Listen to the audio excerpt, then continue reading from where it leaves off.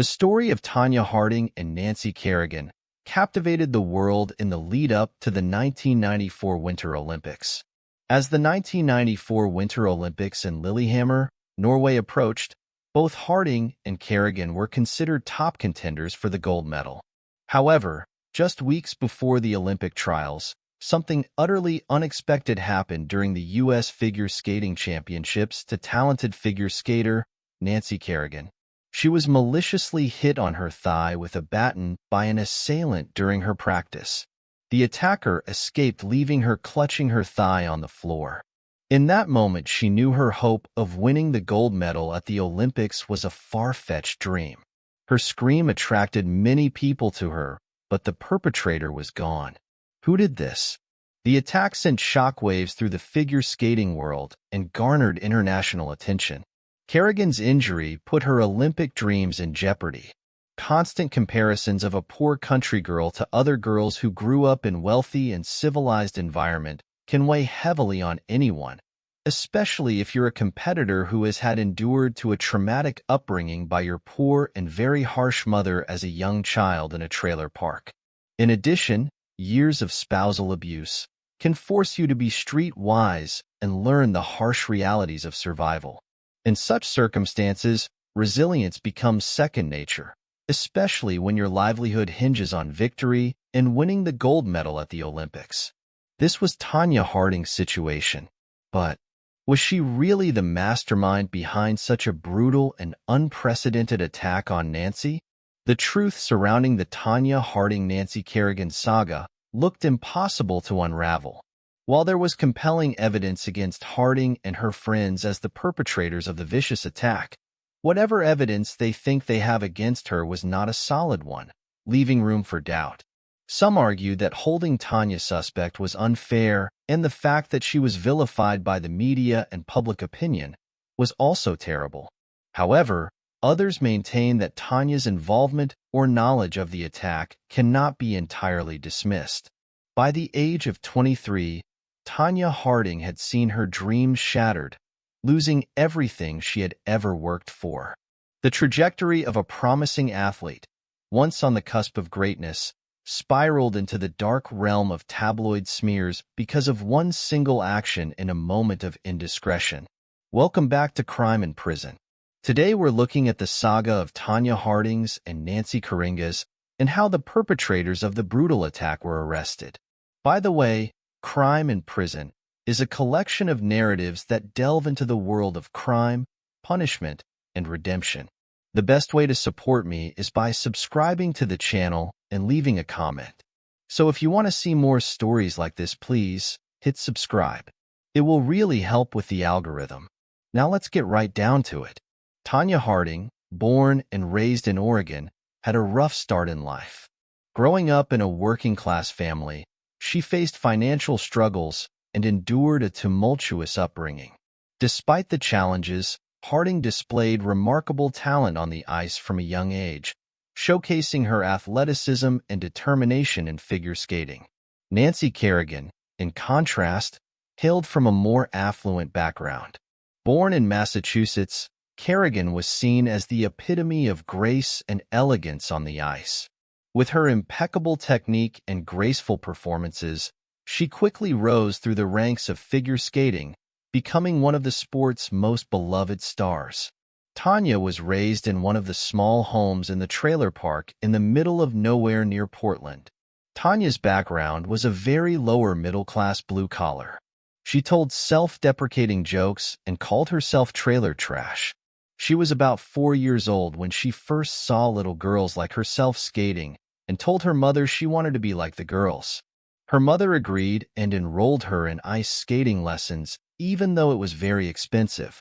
Coach Diane Rollinson, a skating instructor, recognized Tonya's abilities and potential immediately. Tonya was energy and had the capabilities every coach looked for in a skater. Tonya was undeniably a daddy's girl, her deep affection for her father evident in every aspect of her upbringing. From a young age, she idolized him, cherishing the memories of him teaching her the intricacies of car mechanics and the thrill of hunting and fishing trips together. In a world where gender norms often dictated a girl's interests, her father embraced and nurtured her tomboy tendencies, fostering a bond built on shared passions and mutual respect. Their relationship was built on more than just shared hobbies. It was a deep connection rooted in love and admiration. Her father's unwavering support and encouragement instilled in Tonya a sense of confidence and self-assurance, shaping her into the resilient and determined individual she would become. Tonya faced challenges not just at home with her mom, but also within the ice skating community. In the 1980s and 1990s, competitive skating was expensive and often resembled beauty pageants. Tonya didn't fit the typical mold of a skater with pretty dresses and hairstyles. She lacked the finesse and polish expected in the sport. Efforts were made to make Tonya more feminine and graceful, but it was tough. Unlike other wealthy skaters, Tonya had to wear costumes made by her mom, giving her mom control over her career. Tonya's background and story were different from other skaters, who were seen as princesses. Tonya didn't fit the typical image expected in the skating world. Tonya made the difficult decision to drop out of high school to focus on her training, determined to pursue her passion for figure skating with unwavering dedication. It was during this pivotal time in her life that she crossed paths with Jeff Gillooly, a local from Portland who worked in a warehouse. Jeff's presence would indeed alter the course of Tonya's life in ways she could never have imagined. As they became acquainted, a bond formed between them, fueled by shared experiences and a mutual understanding of the struggles they faced in their respective lives. Despite their different backgrounds, Tonya and Jeff found common ground in their aspirations and dreams for the future. Jeff provided support and companionship to Tonya during her rigorous training regimen, offering a sense of stability and companionship in a world often fraught with uncertainty. Their relationship would eventually evolve into something more profound, setting in motion a series of events that would thrust Tonya into the spotlight and forever change the trajectory of her career and personal life. Indeed, the triple axel became Tonya Harding's signature move and her claim to fame in the figure skating world. While many skaters aspire to master this challenging jump, Harding was one of the few who could consistently land it in competition. Her ability to execute the triple axel set her apart from her competitors and earned her recognition as one of the most technically proficient skaters of her time.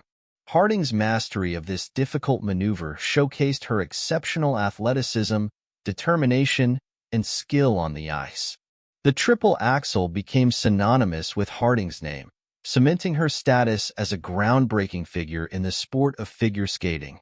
Despite the controversies and challenge she faced throughout her career, Harding's legacy lives on through her groundbreaking achievements on the ice, particularly her mastery of the triple axel. The triple axel is considered one of the most difficult and prestigious jumps in figure skating. What sets it apart is the number of rotations combined with its unique takeoff and landing. In a triple axel, the skater takes off from a forward edge, completes 3.5 rotations in the air, and then lands on the opposite foot. Several factors contribute to the triple axel's difficulty. 1. Most jumps in figure skating involve just 1 or 2 rotations. The triple axel demands an additional half rotation, making it exceptionally challenging to execute. 2. Unlike other jumps that take off from a backward edge, the triple axel requires the skater to initiate the jump from a forward edge. This adds complexity to the timing and technique of the jump. 3. Achieving the necessary height and rotational speed to complete 3.5 rotations requires tremendous power and explosiveness. 4. Landing a triple axel requires precise timing, balance, and control to absorb the impact smoothly and maintain momentum. Due to its level of difficulty and technical complexity, successfully landing a triple axel is a rare feat in figure skating. Skaters who can master this jump demonstrate exceptional skill, athleticism, and artistry on the ice. The triple axel is not only a display of physical prowess, but also a testament to the skater's dedication, perseverance, and willingness to push the boundaries of their sport. These meant money, endorsements, and fame. Tonya and Jeff's relationship began with a spark of attraction fueled by Tonya's impressive skating abilities and Jeff's intrigue. As Jeff frequented Tonya's practices, their connection grew stronger, undeniable chemistry sparking between them. For Tonya, Jeff represented an escape from the tumultuous environment at home with her mother, and she quickly moved in with him. In 1990, at just 19 years old, Tonya made the decision to marry Jeff, who was 22 at the time. From the outside, their relationship appeared happy and promising. However, behind closed doors, the reality was far from idyllic. During the early stages of their marriage, Tonya endured repeated instances of domestic violence and abuse at the hands of Jeff. The once hopeful escape from her troubled past morphed into a nightmare as Tonya found herself trapped in a cycle of violence and fear. It was like jumping from a frying pan into fire. It was a difficult and trying time for her. Tonya's transition from one difficult situation to an even worse one exemplified the heartbreaking reality faced by many individuals in abusive relationships. Despite her initial hopes for a better life with Jeff, Tonya found herself ensnared in a situation where the very person she loved became her greatest tormentor. The complexities of domestic abuse are often shrouded in secrecy and shame, with victims like Tonya struggling to find a way out. Her story serves as a stark reminder of the pervasive nature of intimate partner violence and the profound impact it can have on individuals' lives. Meanwhile, amidst the challenges in her personal life, Tonya crossed paths with an old acquaintance named Mike Pliska, who was working construction at the mall where Tonya practiced. Despite their efforts, the costumes and makeup couldn't mask Tonya's inherent toughness, a trait that set her apart from the stereotypical image of a figure skater. While Tonya was still married to Jeff, Mike became a trusted friend, someone she could confide in about the abuse she was enduring. However, Tonya insisted that Mike not intervene, revealing the complexity of her situation and the conflicting emotions she grappled with. Eventually, Tonya and Jeff separated, and she found solace in her relationship with Mike, who offered her the stability and support she had longed for. Unlike the tumultuous dynamic with Jeff, Mike was everything the bad boy wasn't: kind, understanding, and respectful of Tonya's needed. In 1991, Tonya was at the peak of her athletic prowess. Despite the challenges she faced, she had climbed the competitive skating ladder, earning her first medal at the U.S. Figure Skating Championships in 1989. However, her success was overshadowed by the emergence of a new star on the ice: Nancy Kerrigan. Nancy captivated judges and audiences alike with her grace and elegance, posing a formidable challenge to Tonya's dominance in the sport. As the rivalry between the two skaters intensified, Tonya found herself grappling with feelings of resentment and frustration. The differences between Tonya and Nancy were stark, both on and off the ice. While Tonya exuded a sense of spontaneity and openness, Nancy epitomized control and poise, her skating reflecting her meticulous approach to life.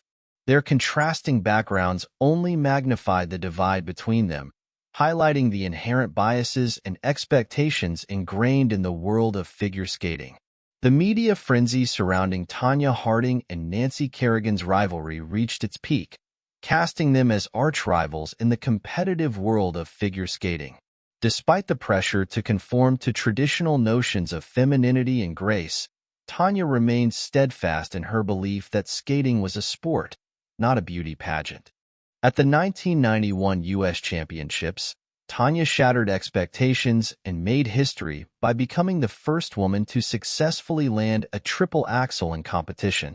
This remarkable feat propelled her into the spotlight, earning her the respect and recognition she had long desired. Tonya's tenacity and determination were undeniable, her unwavering focus on her sport driving her to push the boundaries of what was thought possible on the ice. The triple axel became her signature move, a testament to her athleticism and guts. Despite her newfound success, Tonya's hunger for financial gain threatened her relationship with Mike Pliska, her supportive partner at the time. Tonya's acceptance of invitations from wealthy donors raised suspicions, with Mike expressing concerns about her intentions. The strain on their relationship eventually led to Tonya and Mike's breakup, leaving her vulnerable and seeking solace elsewhere. In a twist of fate, Jeff Gillooly, the bad boy from her past, re-entered her life, presenting a familiar yet tumultuous connection. As Tonya navigated the highs and lows of fame and notoriety, her relationships with both Mike and Jeff reflected the complexities of her journey. Despite the challenges she faced, Tonya's resilience and determination continued to define her, propelling her forward in pursuit of her dreams on and off the ice. As Tonya's relationship with Jeff resumed, her focus on skating wavered, leading to a decline in her performance on the ice. At the 1992 Olympics, Tonya failed to get the medal, while her rival Nancy Kerrigan secured victory, further diminishing Tonya's standing in the competitive skating world. With fewer sponsors and endorsements, Tonya faced financial strain and turned to smoking as a coping mechanism, causing her to gain weight and struggle with her signature triple axel. The disparity in attention and endorsements between Tonya and Nancy fueled resentment within Tonya and Jeff. They became increasingly disillusioned with the perceived favoritism towards Nancy, despite Tonya's undeniable talent and achievements in the sport. In November 1993, at a crucial Olympic regional qualification event in Portland, Oregon, Tonya faced mounting pressure to secure her spot on the Olympic team. However, controversy erupted when an anonymous caller threatened Tonya's life, claiming that a sniper would shoot her if she took to the ice. The threat, coming just months after the stabbing of tennis player Monica Seles, prompted officials to cancel the competition and grant Tonya an exemption from local qualification. While rumors circulated that the call may have originated from someone within Tonya's camp, no evidence was found to substantiate these claims. Jeff reconnects with his old acquaintance Sean Eckhart and discussed the potential windfall they could gain from the 1994 Olympics if Tonya emerged victorious, particularly by defeating her main rival, Nancy Kerrigan. Sean, a self-proclaimed security agent with a penchant for exaggeration, eagerly offered his assistance to give Tonya the advantage she needed. In a misguided and reckless conversation, Sean suggested the unthinkable, harming or even killing Nancy Kerrigan to ensure Tonya's success. Jeff initially dismissed the idea but ultimately entertains the notion of injuring Kerrigan to secure Tonya's place on the Olympic team and increase her chances of winning gold. According to investigators, Jeff presents the idea of disabling Kerrigan to Tonya, appealing to her desire for fame, fortune, and Olympic glory. Recognizing that this could be her last chance at achieving her dreams, Tonya reluctantly agrees to the plan, driven by the promise of financial gain and sporting triumph. With Jeff's approval, Sean Eckhart was tasked with orchestrating the attack on Kerrigan. He recruited Shane Stant and his uncle, Mr. Smith, to carry out the assault. The group, now comprising Jeff, Tonya, Sean, Shane, and Mr. Smith, all have varying motivations, ranging from endorsements to bodyguard contracts, but they're united in their goal of eliminating Kerrigan as a competitor. Their first challenge is to locate Kerrigan and gather information about her training whereabouts in Massachusetts, laying the groundwork for the sinister plot that would soon unfold. Tonya's call to the skating journalist yielded valuable information about Nancy Kerrigan's practice location, the Tony Kinn Arena. However, without an address, Tonya jotted down the name of the rink, mistakenly recording it as Tony instead of Tony Kinn Arena. An expert later confirmed that the notes were in Tonya's handwriting. Determined to follow through with their plan, Tonya drove Jeff to Sean Eckhart's World Bodyguard Services business, where they would meet with the other two individuals involved in the attack. Despite Jeff's apprehension about safety, he reassured Tonya that they could trust these men. The meeting at Sean Eckhart's business marked a crucial step in the unfolding scheme, where final preparations and discussions would take place regarding the attack on Nancy Kerrigan. With their trust placed in Sean and his associates, Tonya and Jeff moved forward with their plan, unaware of the consequences that would soon follow. Jeff delivers a down payment of $2,000 to Sean Eckhart, who runs his operation out of his parents' house. The group gathers in Sean's bedroom to discuss the details of the attack. They confirm the plan to break Kerrigan's right leg, with Tonya's consent, ensuring she cannot compete in the upcoming Olympics. Meanwhile, Sean's father overhears details of the attack on more than one occasion, but does not intervene. The plan is to assault Kerrigan at her home rink, the Turbulent Arena, shortly before the last qualifying event for the Olympics, ensuring she is unable to compete. However, when Shane Stant cannot find Kerrigan at the Turbulent Arena, he shifts to Plan B and travels to Detroit to carry out the attack at the U.S. Championships. Despite the risks and potential consequences, the group remains committed to their scheme, driven by the belief that removing Kerrigan from the competition will guarantee Tonya's success. As the Olympic qualifying event in Detroit loomed closer, tensions run high for all involved. Tonya Harding has just arrived from Portland, while Sean Eckhart and Jeff Gillooly remain behind. Hitman Shane Stant, accompanied by his uncle Derek Smith, has traveled from Boston to Detroit by bus, ready to execute the attack on Nancy Kerrigan. With the Olympics only 6 weeks away, Tonya sees this as her last opportunity to eliminate Nancy as a competitor and secure her shot at the gold medal and the accompanying financial rewards. Shane and Derek finalize their plans for the attack, strategizing their escape afterward. Meanwhile, Tonya anxiously waits in her hotel room in Detroit, while Jeff remains in Portland, both closely monitoring the situation and staying in constant communication with each other. January 6th holds immense significance for them all, as the success of their plan hinges on the events of this day. As Nancy Kerrigan finishes a public practice session, unaware of the danger looming, she prepares for the U.S. Championships, which would solidify her spot on the Olympic team. However, everything goes awry when Shane Stant's attempt to strike Nancy's knee results in a blow to her lower thigh. In a desperate attempt to escape, Shane is forced to dive through a window when he realizes the doors are locked, leaving chaos and confusion in his wake. After the shocking attack on Nancy Kerrigan, chaos and confusion reigned as television cameras captured the aftermath.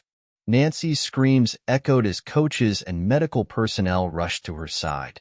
Tonya Harding received a call at her hotel in Detroit, feigning shock and concern upon learning of Nancy's assault. However, it later emerged that Tonya's reaction was merely an act, as she promptly contacted Jeff Gillooly in Portland to share the news of Nancy's injuries. Nancy's severe bruising rendered her unable to compete in the U.S. Championships the following day, clearing the path for Tonya to skate well enough to become the national champion. Despite the controversy surrounding the attack, both Tonya and Nancy were selected for the 1994 Olympic team, although uncertainty lingered over Nancy's ability to recover in time for the Games. As speculation swirled and tips flooded in, suspicions mounted regarding Tonya and Jeff's involvement in the attack. Separate interviews with law enforcement only fueled suspicions, prompting Tonya and Jeff to return to Portland under the watchful eye of their new bodyguard, Shauna. Tonya maintained a facade of sympathy for Nancy, expressing hopes for her recovery, even as media attention intensified around both skaters. The unfolding saga captured the public's imagination, with the stark contrast between Tonya and Nancy's personas fueling media sensationalism. Tonya, the unconventional tomboy from a trailer park, was pitted against Nancy, the epitome of grace and elegance. As the media frenzy escalated, Sean Eckhart's loose lips further complicated matters, ultimately leading to the unraveling of the truth behind the attack on Nancy Kerrigan. It was Sean Eckhart, with his penchant for divulging information, who inadvertently facilitated the investigation. Even his father's indiscretions contributed to the unraveling of the truth, as he shared details of his son's involvement with a mysterious woman over the phone.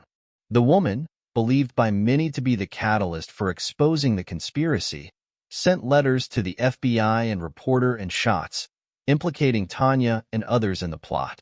The intricate web of deception and betrayal surrounding the attack on Nancy Kerrigan unraveled, exposing the truth behind the shocking incident that captivated the nation and forever altered the lives of those involved. When the police informed Tonya Harding about a letter implicating her and Jeff, she vehemently denied any involvement in the attack during an exclusive interview with and shots. Despite her protestations of innocence, suspicions continued to mount as the investigation progressed. In just 8 days, Shane Stant, Derek Smith, and Sean Eckhart confessed to their roles in the attack, implicating Jeff and Tonya in the process.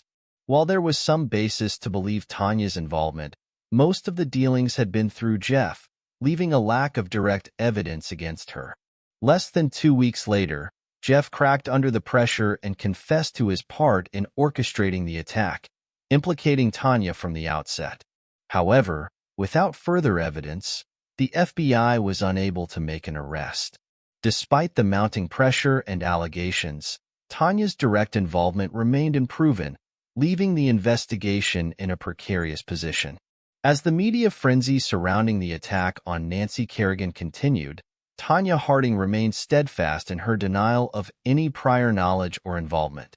Despite the mounting pressure, Tonya was determined to keep her focus on training, knowing that a conviction would result in a ban from the Olympics.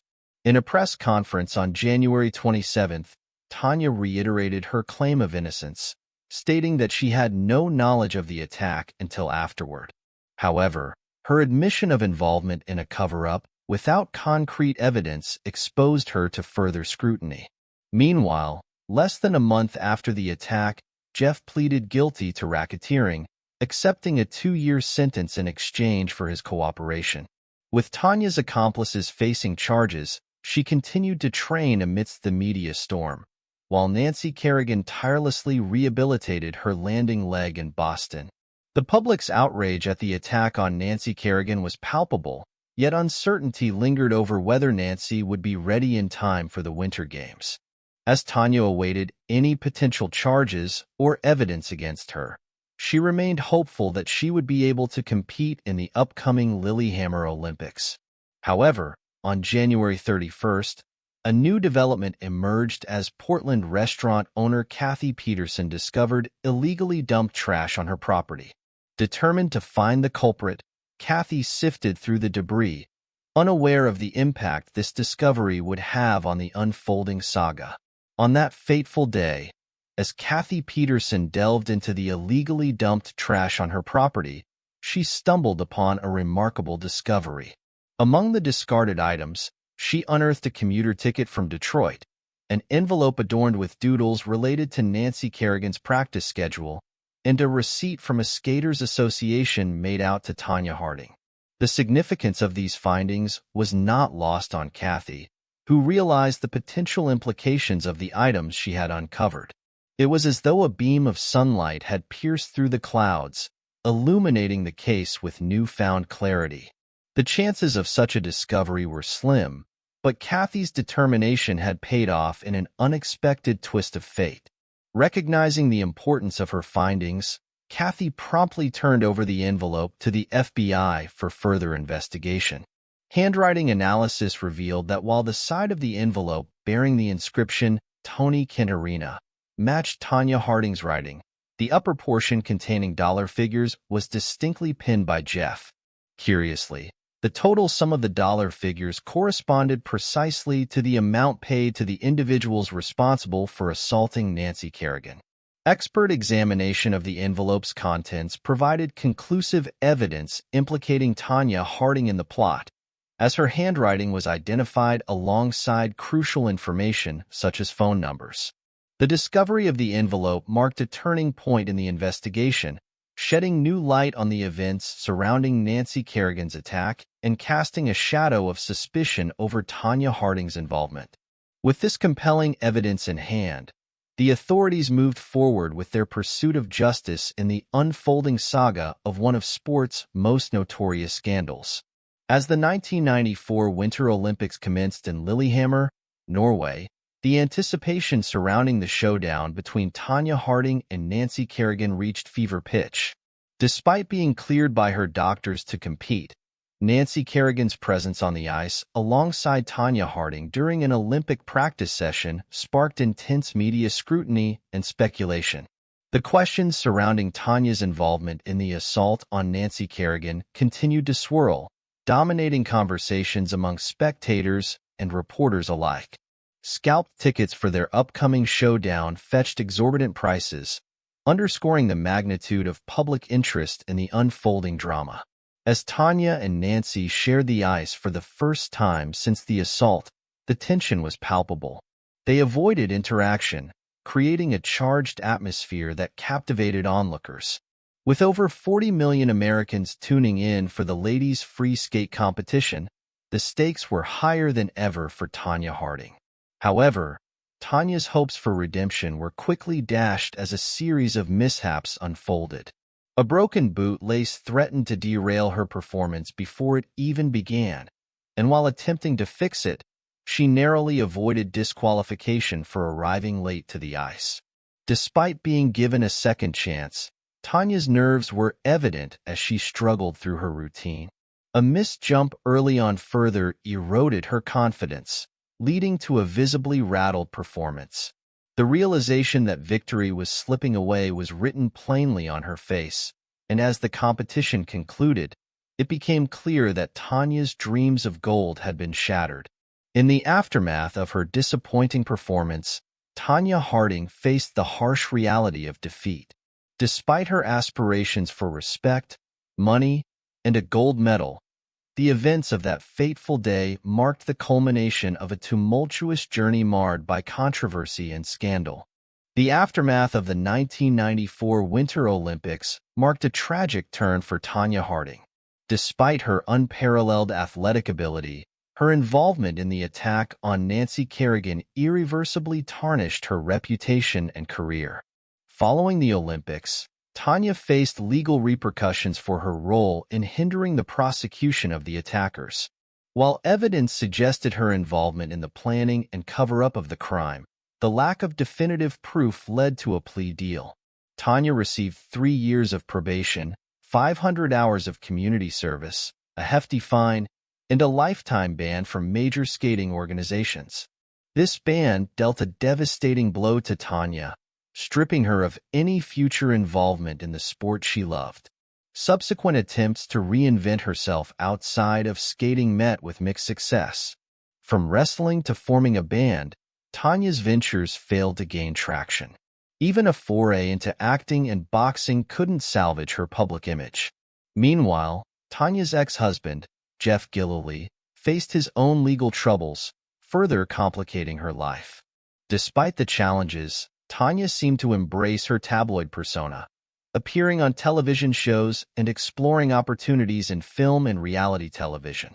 Today, Tonya resides in her hometown of Portland, Oregon, where she is married with a son. While she may never fully escape the shadow of her past, one can only hope that she finds solace and support in her personal life. As she navigates the aftermath of her tumultuous journey, it's essential that she surrounds herself with genuine and supportive individuals who have her best interests at heart. The saga of Tonya Harding and Nancy Kerrigan remains one of the most infamous chapters in sports history, highlighting the intersection of talent, ambition, and the darker side of competition. The Book of Proverbs states that the wicked will never go unpunished. Thank you for staying with me till the end of the story. What are your thoughts on this entire case? Please share your opinions in the comments section below. If you appreciated our efforts, don't forget to like this video and share it with others. If you haven't already subscribed to our channel, please do so now and stay connected with crime and prison. By subscribing, you'll receive notifications for more compelling stories like this one. Thank you for watching, and we'll see you in the next video with another true crime story.